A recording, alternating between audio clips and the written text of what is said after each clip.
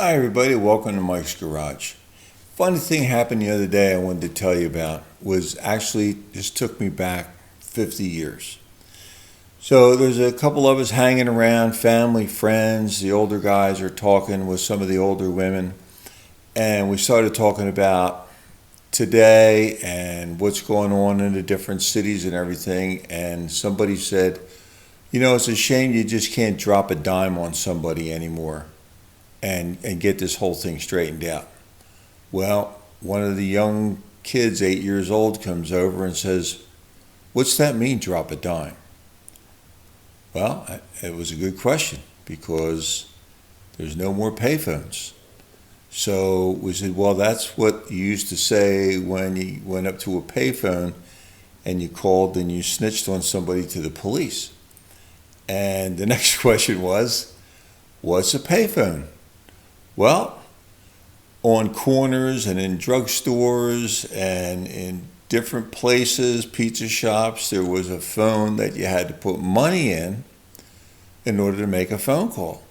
And back in the 50s, 60s, 70s, it was only a dime to make a local phone call. And they looked at us like, you're kidding me, right? Yeah, that's not true. There wasn't anything like that. There's always been like cell phones. No, there hasn't always been cell phones. As a matter of fact, here's what some of the old time phones look like. There they are. Nickel, dime, quarter, they were everywhere. And if you wanted to make a phone call somebody local, it was only a dime. This is before 911, before caller ID, before beepers. That's the only way you could keep in touch with somebody at home. They couldn't call you, but every once in a while you would call home and check in. Was 10 cents or a dime. So I'm going to drop a dime and call home. I'm going to drop a dime on that guy and turn him in because he was doing something wrong. I want to drop a dime and call my girlfriend or boyfriend, and that's what you did. You made sure you had at least 10 cents with you or you couldn't make a phone call.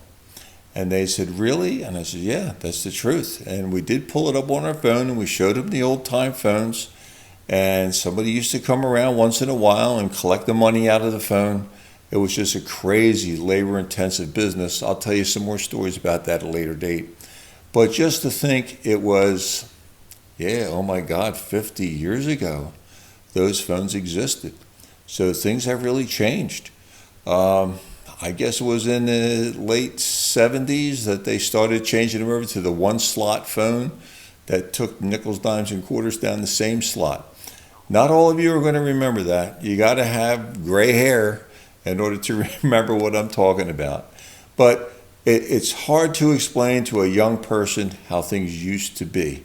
I can remember my dad telling me about some of the things about the cars back in the day, about how you had to start them and how unreliable they were. And it's just, you can't believe how much nicer the cars are today unless you actually had a car like that. But anyway, I hope you enjoyed the story. I thought it was really interesting about how the young generation coming up is not going to experience any of that. They play games on their phones. They all know how to do the touch screen. They all know how to put different ears and noses on their faces when they're talking to you on FaceTime. It's actually pretty entertaining, but hope you enjoyed the story. Thanks for watching. Hey everybody, almost forgot. Hit that subscribe button. We need more subscribers, and ring the bell so you get notified next time we put a video up. Thanks for watching Mike's Garage. We'll see you next time. Be safe.